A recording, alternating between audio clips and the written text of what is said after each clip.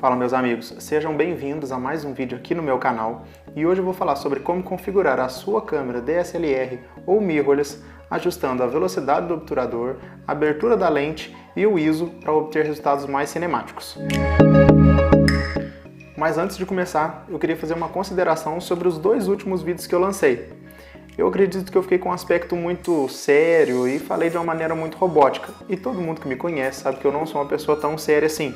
Então, eu vou tentar fazer algumas explicações aqui de uma maneira um pouco mais natural. Eu vou começar falando então sobre a velocidade do obturador. A velocidade do obturador, ela vai definir o tempo em que cada frame do seu vídeo será exposto à luz. Quanto maior o tempo de exposição, maior será a entrada de luz e mais perceptível serão alguns borrões de movimento. E para obter um borrão de movimento mais realista e semelhante à maioria dos filmes que nós vemos, tem uma regrinha que diz que a velocidade do seu obturador deve ser 2 vezes maior que a quantidade de frames por segundo que você está filmando. Então, se você está filmando em 24 quadros por segundo, a velocidade do seu obturador deve ser de 1/48 ou 1/50, que é o valor mais convencional de se encontrar nas câmeras atuais. Se você está trabalhando em 30 quadros por segundo, a velocidade do obturador deve ser de 1/60 e assim por diante. E é claro que existem exceções para essa regra. Às vezes você está trabalhando em algum evento esportivo, ou está filmando algum objeto que se move de maneira muito rápida, ou filmes de ação, e você precisa ter um maior congelamento de cada frame. Então, nessas situações, você vai utilizar velocidades maiores. Em contrapartida, se nós utilizarmos velocidades do obturador menor, nós teremos ali maiores borrões de movimento, menos definição em cada frame e um efeito que nos remete a sonho, algo um pouco mais lúdico. Eu vou mostrar agora 2 exemplos simples de como a velocidade do seu obturador pode mudar o aspecto do seu vídeo.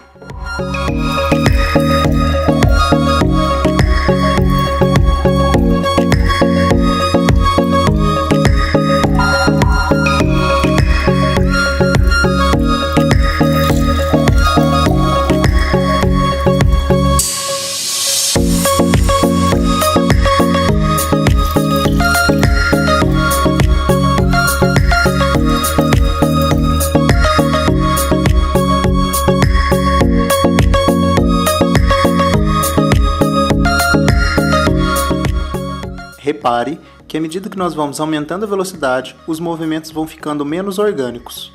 Então, nós podemos concluir que a velocidade do obturador não é um regulador de luz no seu vídeo, e sim uma ferramenta que deve ser utilizada de acordo com o efeito que você quer transmitir para quem está assistindo seu vídeo. Agora, eu vou falar um pouquinho sobre o diafragma ou a abertura da sua lente. Quanto menor o número na sua lente, maior é a capacidade luminosa dela, e quanto maior o número, menor a capacidade luminosa ou mais escura é a sua lente. A abertura do diafragma influencia diretamente na profundidade de campo do seu vídeo. Quanto menor o número que você está utilizando do diafragma, menor será a faixa que a sua lente tem a capacidade de fazer foco. E isso é o que permite ter aquele fundinho mais desfocado no seu vídeo.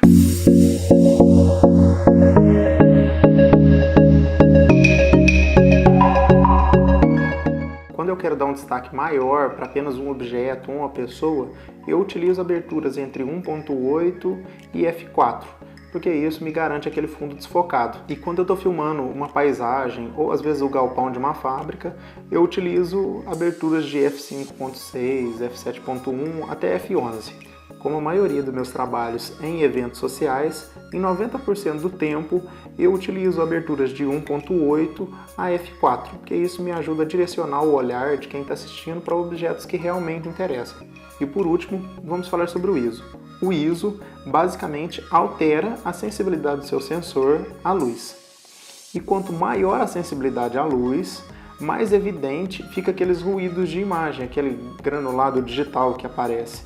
Então, o que eu sugiro é que você pegue a sua máquina e faça um teste de ISO. Eu trabalho atualmente com a Sony A6300 e a Sony A7S. Com a Sony A6300, eu utilizo um ISO de até 4000. E com a Sony A7S, eu utilizo um ISO de até 12800. Essa é a faixa de ISO que a imagem me agrada, que eu não sinto tanta degradação nas cores e que eu não vejo tanto ruído nos pretos. O ISO normalmente não tem influência sobre as decisões criativas que você faz para a sua imagem. Eu, normalmente, utilizo o menor número de ISO possível que vai me render uma boa exposição para a imagem. Então, o ISO deve ser utilizado com cautela para não degradar a sua imagem. Agora, eu vou resumir de maneira bem breve o que nós falamos nesse vídeo. A velocidade do obturador normalmente é 2 vezes maior que a quantidade de frames por segundo. Você vai utilizar valores maiores quando você precisar de um maior congelamento de cada frame, ou vai utilizar valores menores quando você precisar de mais borrão de movimento, quando você precisa de menos definição nos movimentos. A abertura da sua lente, você vai utilizar aberturas maiores, 1.8, f2 até f2.8, quando você precisa evidenciar apenas um objeto ou uma pessoa. Quando você precisa focar uma faixa maior, quando você vai trabalhar com paisagens, com fábricas, galpões, você vai trabalhar ali na faixa de f5.6, 7.1, f11. E o ISO ele deve ser utilizado com cautela para não degradar a sua imagem. E é bacana fazer um teste de ISO na sua câmera para ver até onde ela aguenta sem degradar muito a imagem. E é isso aí, meus amigos. Muito obrigado por assistirem mais esse vídeo. Por favor, curtam o vídeo, compartilhem com seus amigos, se inscrevam no canal e deixe aqui nos comentários se esse vídeo, se o conteúdo te ajudou de alguma maneira e deixe também sugestões para novos vídeos. Muito obrigado!